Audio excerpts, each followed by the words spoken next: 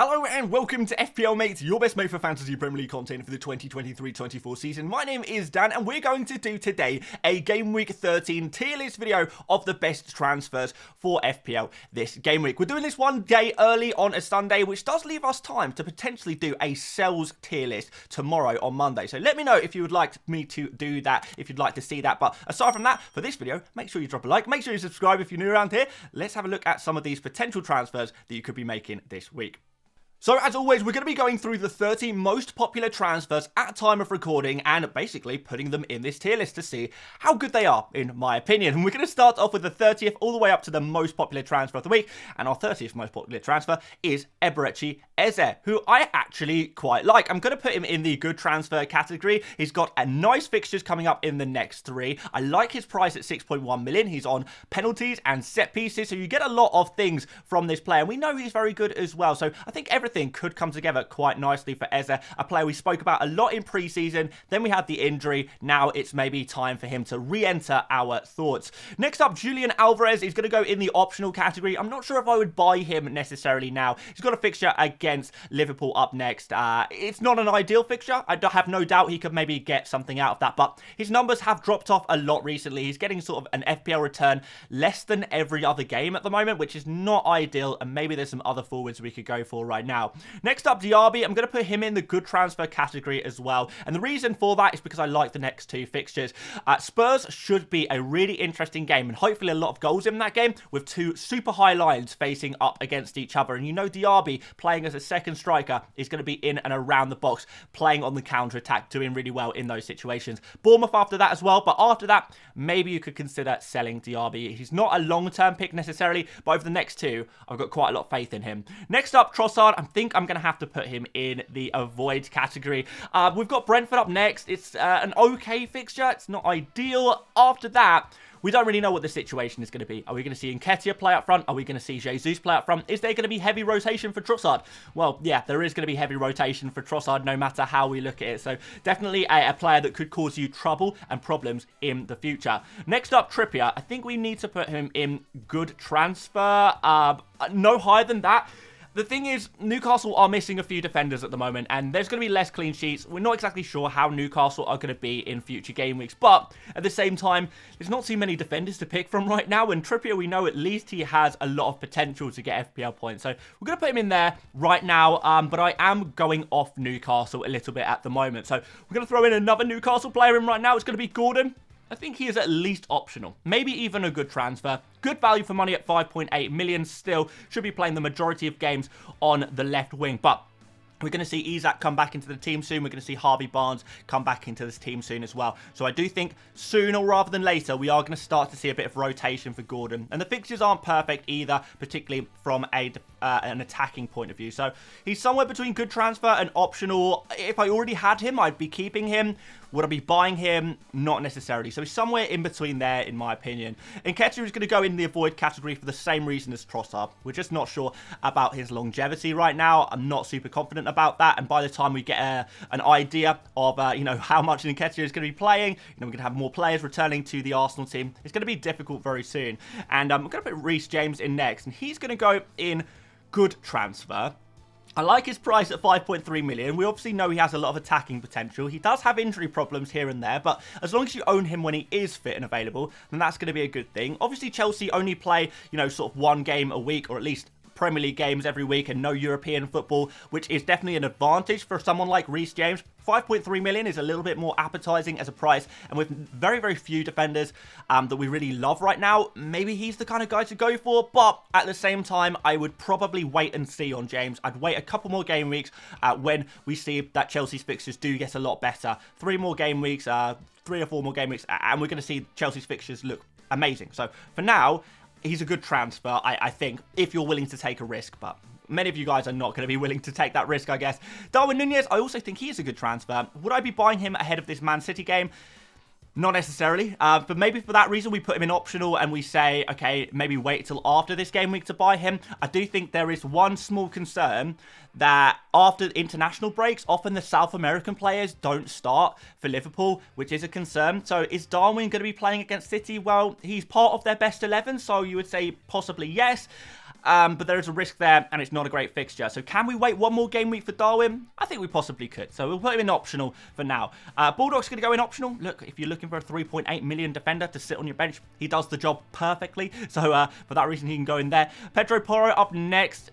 Yeah, I mean, he's going to be on set pieces. He's going to be pretty attacking and providing a lot of the creativity for Spurs. But the fixtures don't look good, and I'm worried about Spurs' defence whilst there is still no Van der Ven for a couple of months. There's going to be no Romero for 2 more game weeks as well. Is it the right time to buy Porro, or can we wait another 2 game weeks? I think we possibly can wait a little while. So for that reason, he's going to drop into the optional category because I don't think he's a must-buy at all. Ward-Prowse. Difficult one. It's not been really playing in the right positions that we like recently. When everyone's back, when we got Paqueta back, we've got sort of Alvarez back as well at West Ham. Are we going to see Ward-Prowse drop back into the deeper positions? Yeah, I mean, he's mostly going to be playing in the deeper positions, isn't he? So let's be honest, open play, you're not going to get too much from Ward-Prowse. You're going to get the occasional set piece, but nothing else. I guess it's optional. If you want to go there, fine. But, compared to like Eberechi Eze, at same price, I would prefer to go for Eze right now, if I'm totally honest. Watkins, still a good player to own, I think. Yeah, still a good transfer. Let's put him up here. Think he can continue to do very well over the next couple of game weeks. Think he could even be a potential season hold, to be honest. A player you just keep for the rest of the season until he gets injured or something like that. But yeah, definitely a player you can just hold and have and love as well. Spurs up next, think he could do well. And Bournemouth after that, think he could do well. After that, we've got a couple of back-to-back difficult fixtures for Aston Villa. But Watkins is one of those players who I think I would be happy to hold in those difficult fixtures. I think he can grab a goal in any fixture. I have a lot of faith in Aston Villa right now. They are doing very well in attack. Haaland and Son up next. Definitely a player I still want to own. I would not be willing to sacrifice him yet. I do think without Maddison, though, his appeal has lessened. So for that reason, he is going to drop down into the good transfer category for this moment. Aston Villa is a really nice fixture for him. I think it really, really suits Son. I just worry about Maddison. Is Son going to be able to be as effective as he has been in previous game weeks? I'm not sure yet. So a bit of mystery surrounding Son. Definitely not a player I'd want to sell. And would I buy him? I would definitely think about it still, but not quite a great transfer or a must-buy right this second. Speaking of players who are must-buys and great transfers, we've got Nicholas Jackson. Just kidding. He's going in the avoid section because we've got a tough fixture, obviously, up next for Chelsea. I do think it's a good time to be playing Newcastle for Chelsea, but at the same time, like, Jackson is going to cause us problems and headaches in the future. We just know that. He's been pretty inconsistent. He picks up yellow cards like they're going out of fashion. And when Nkunku is back, which should be very, very soon, I think Jackson's place in the Chelsea team is at risk. So I think he is a player who is going to cause you headaches in the future. So for that reason, he's going to be an avoid. We've got a couple of Crystal Palace defenders up next. We're going to throw them both in together. We've got Anderson here. We're going to put him in optional, and we're going to put Mitchell in optional as well. And the reason for that is because very soon the Crystal Palace fixtures start looking a little bit worse. We've got 2 good fixtures left for them really over the next 3. After that, after the next 3 fixtures, it gets really bad for Crystal Palace for quite some time, and it's going to be really, really difficult to play these guys in the more tough fixtures. I think Crystal Palace also have shown some defensive fragilities in general as well recently. So yeah, they're okay players to own if you have them already. Would I be buying them? Maybe it's just a little bit too short term. I think you may have missed the boat on these Crystal Palace defenders. If you were going to buy them, maybe you should have been buying them a couple of weeks ago, and maybe we should actually be moving and trying to bring in different defenders at this moment in time. Moving on to Doku, he's also going to go in the avoids category. Tough fixture against Liverpool next. Rotation is going to be a problem. Not even convinced that Doku is going to start in this Liverpool game. I think Pep Guardiola might opt for Foden and Grealish kind of on either wing to kind of maintain control over that game a little bit against the tough Liverpool team. Not really feeling this one, to be honest, guys. Obviously, was a big scorer, a big knee-jerk in Game Week 12. A lot of knee-jerkers brought him in and was disappointed with a 1-pointer after that. But look, we spoke about this before. Doku, yes, occasionally he is going to go crazy, but the majority of time, we're just going to see him get 1-pointers for sub-appearances or, playing 50 minutes in games. We're not going to be able to get consistent returns from him, and particularly in the difficult games, just would not be looking to go there. So, yeah, he's going to go in the avoid category despite his popularity. Not feeling this one. Raheem Sterling, I mean, would I be buying him? Probably not. Like, he's an okay pick. So I guess he goes in the optional category. Like, he's not bad. 6.9 million is a good price for him. He's obviously a very good football player. The fixtures aren't ideal right now, and I just think there's a better pick in midfield for Chelsea right now, who is cheaper and probably better, even if you don't consider the price as well. So yeah, optional for me, Sterling. If you fancy it, like, fair enough, but I don't know. I think there's better picks from Chelsea right now. All right, moving on. We've got Erling Haaland. He is people are buying him back. People are kind of maybe, I don't know, maybe seeing that they maybe enjoyed their time without Haaland for a moment. Now it's becoming much more difficult to not own Haaland. So again, a player who I would consider bringing in as a priority. The latest news is that he is going to be fine for Man City. Like, he is just like, he's not playing the second game in the international break as a precaution, but he's going to be fine by the time he plays for Man City against Liverpool. So there's no real concerns for Man City about his injury status. So I know you guys have seen that Dorito of death next to Erling Haaland's name on the app, on the website for FPL, but I wouldn't worry about it personally. I would still be making sure that he is a player I would try and get in if possible. If you can try and get him back into your team, I would at least try. If it's not possible, fair enough, but certainly very soon you would want to be thinking about getting him back in my opinion. He's just like a must-buy for me, a must-have player for me. Maybe there's going to be some disagreements there. Maybe not. We'll see. Next up, we've got Zinchenko, who I am a little bit worried about, to be honest. He could pick up some points in some of the easier games, but from what my understanding is of Arsenal is that Zinchenko's not going to be playing in the tougher games, so he's not guaranteed to start every game. He is going to cause rotation headaches for you. If you're bringing him in and you have a good bench, then I think that's okay, that's acceptable, and you can kind of bench Zinchenko in the tougher games and he'll play him in the easier games, and I think that'll be fine. But aside from that, I'm not happy about his nailedness. I don't think it's quite there, to be honest. So, yeah, at 4.9 million, I would perhaps just be going for Gabriel at 4.8 instead. But still, a fine transfer to go for. He's fine. He's okay.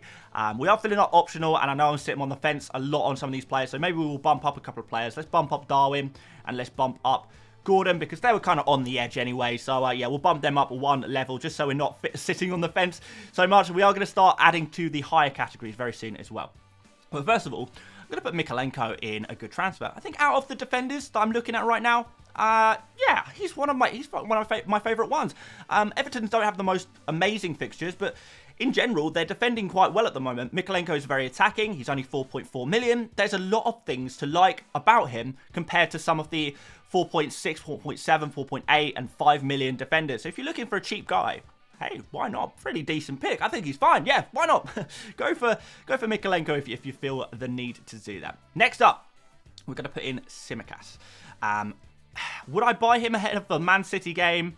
No, I wouldn't. Would I be happy to have him in my squad? Yes, but would I buy him this week? You know, the tier list videos are about transfers, not whether you would own a player or not. And would I transfer in Tsimikas this game week against Man City? No, I would not. Even if I did buy him, I'd bench him straight away. And in which case, what's the point in buying him? Unless you're on a wild card, unless you're making some kind of double transfer, trying to free up some funds, don't really see much point in doing that one. So yeah, Tsimikas, not a player I'd buy ahead of the Man City game. I don't even think he's 100% nailed yet, to be honest. But after this, maybe we'll talk about Tsimikas again. Right now, not for me. Next up, Solanke. Really interesting differential. He's got some good fixtures coming up. He's maybe recapturing a little bit of form. Are we going in a little bit early on him? I don't know. Maybe I want to see a little bit more from Solanke. He is on penalties as well, which is pretty nice for Bournemouth. So, in general, not totally sure how I feel about the Solanke pick. He's a nice differential, but that's about all he is to me right now. But times can change very, very quickly. Now, next up, I'm going to put Bryan Mbeumo in the great transfer category. And I know he's playing against Arsenal, but as I've said before, when we're looking at attacking players, often I prefer to look at the form rather than the fixture. And Mbeumo, yes, he has a tough game against Arsenal, but if anyone's going to score in that game, I believe it will be Mykolenko. He's on penalty, so you can get a random goal in a game like this anyway. And after that, the fixtures look amazing. So I think genuinely Mbeumo, I would be more than happy to buy him this week. As long as I'm not selling a player who I actually quite like, I would be happy to buy Mbeumo. Quite happy to buy him, actually. Don't think he's a must-buy quite yet. I think going on to the following game week when he plays against Luton, Mbeumo is definitely going to straddle the line between great transfer and must buy, which is very, very close to now, of course. So for now, he's going to be great transfer. I still think he's a very good pick. even with this tough fixture against Arsenal. Form over fixtures. Saka doesn't quite have the form necessarily, but I still think it's a really good transfer. We've got some good fixtures coming up for Arsenal. We've got a penalty taker here as well. I think more Arsenal players are going to come back into the team. We're going to see Jesus, we're going to see Ødegaard coming back in very soon, and that's really going to benefit Saka as well. So I think he can, get some better form. Like, his form hasn't even been bad. It's just not been elite. So he's still getting attacking returns. So I still think he's well worth talking about. Well worth a transfer in if you're looking to buy a new midfielder for your squad. Good transfer, great transfer. Like the look of him. Salah, I think he is, again, maybe straddling the line. Like, I think in general, if I have unlimited transfers, Salah makes my team every time. So does that make him a must-buy? Maybe. But again, I think he is a player that you can maybe wait one more game week. He's still really important. I still back the form over the fixture against Man City, which is why he's a great transfer. But I don't think you absolutely, it's kind of similar to Mbeumo, I don't think you absolutely must buy him this week. It's not quite. Whereas Erling Haaland, I would say, is a slightly different scenario, because I think the fixture for Haaland against Liverpool is easier than the fixture for Salah against Man City, if that makes sense. And I will be looking to captain Haaland against Liverpool, but I don't think I would be looking to captain Salah against Man City. And I think that's the difference between the two players, which is why one goes in must-buy, the other goes in great transfer. But certainly another player, when we come back to our tier list video for Game Week 14, we can see Salah going up one level there as well. Few more players to add in, guys. We've got Saliba, first of all, probably the best defender to buy right now. He's getting pretty expensive, but it is good value for money. Not going to get too many attacking returns, but certainly good for clean sheets, good for bonus points as well. We've got some good fixtures coming up. Arsenal, very strong defence in the Premier League. Would be definitely having a look at him. Maybe even going to put him up here. If you need a new defender, you don't know who to go for, Saliba is probably the answer to your problems if you can afford him. Next up, another form over fixture player is going to be Cole Palmer. Going to put him in up here next to Brian Mbeumo. Like I was saying earlier, I think it's a good time to play at Newcastle, and Palmer, I know he is kind of being seen as a penalty merchant right now, but if you actually watch the games, he is getting super close to getting attacking returns from open play. He's getting assists from open play, so he's already getting that, and he has those penalties as well. I think he holds the penalties for Chelsea until he misses one. Who knows how long that could be. But in general, Chelsea are looking a little bit brighter. They're doing well in the big fixtures. Palmer is looking really good in every game, in open play and on penalties. And I just think at 5.2 million, you can't go wrong. He's such good value for money. I think he's a long-term hold in your team. I'm not too worried about rotation for him either, even when Nkunku is back, because he's the star player of Chelsea now, really. So, in general, I think he's a great transfer. I like Cole Palmer a lot. I would recommend you guys buy him if you need that cheap midfielder in your team. Looks really, really good. And we've got one more player to add in. The most popular player of Game Week 13 at time of recording is Jarrod Bowen. I think he's a great transfer. I really think he's a great transfer. We've got Burnley up next. We know that's going to be good for him.